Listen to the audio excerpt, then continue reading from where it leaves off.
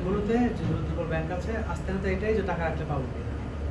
তো এখন সেই জন্য তারা সবল ব্যাংকে যাচ্ছে। এখন সবল ব্যাংক থেকে যদি টাকা নিয়ে দুর্বল ব্যাংক যদি তাদের কাস্টমারদেরকে আস্তে আস্তে যদি দিতে পারে টাকা, কারণ কাস্টমার যখন দেখবে যারা এক্সিস্টিং আছে না টাকা দেওয়া নেওয়া হচ্ছে আস্তে আস্তে কি হবে, স্টেবল হয়ে যাবে। এবং এই যে একটা সিগন্যাল যে যারা দুর্বল ব্যাংক তাদেরকে বাংলাদেশ ব্যাংক বিভিন্ন মেকানিজমে হেল্প করবে যাতে করে এরা সবল হয়ে যায় বা দুর্বলতা কাটিয়ে উঠতে পারে। এবং তার একটা স্টেপ কি যে সবল ব্যাংকগুলো থেকে কিছু লিকুইডিটি আপনার দুর্বল ব্যাংকের দিকে দিবে। এইগুলোও কিন্তু খানিকটা আস্থাতে অ্যাড করবে, ঠিক আছে। আমার কাছে মনে হয় দুর্বল ব্যাংকগুলো যদি টাকা মানে আলটিমেটলি যে চেকগুলো যায় অনার করতে পারে, টুকটাক অপারেশনগুলো স্বাভাবিক করতে পারে, আবার এটা ফিরে আসবে আস্তে আস্তে। যেটা ভালো ব্যাংক সেখানে টাকা রাখবে, তাহলে দুর্বল ব্যাংকগুলোতে মানুষ টাকা রাখবে না। এখন সবল যে ব্যাংকগুলো সেগুলো যদি মানুষ টাকা রাখে তাদের যদি তারল্যের অবস্থা ভালো হয় তাহলে ওখান থেকে কিছু তারল্য দেখা গেছে আপনার দুর্বল ব্যাংকগুলোকে দেওয়া যায়।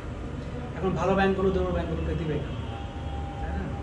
তো দেওয়ার ক্ষেত্রে একটা তো ভালো ব্যাংকের আপনার কি যে তারা একটা রিটার্ন পাবে, হ্যাঁ, দুর্বল টাকা দেয়।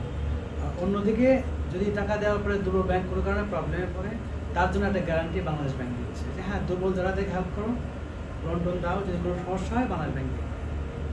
এই অ্যাসিওরেন্স দেওয়ার কারণে কি হচ্ছে দুর্বল ব্যাংকগুলোর ক্ষেত্রে একটা স্টেবিলিটি সমস্যা আসতে পারে, এটি বাংলাদেশ ব্যাংক মনে করছে। আমি মনে করি যে এটা তো চিন্তার দিক থেকে পলিসির দিক থেকে ঠিক আছে।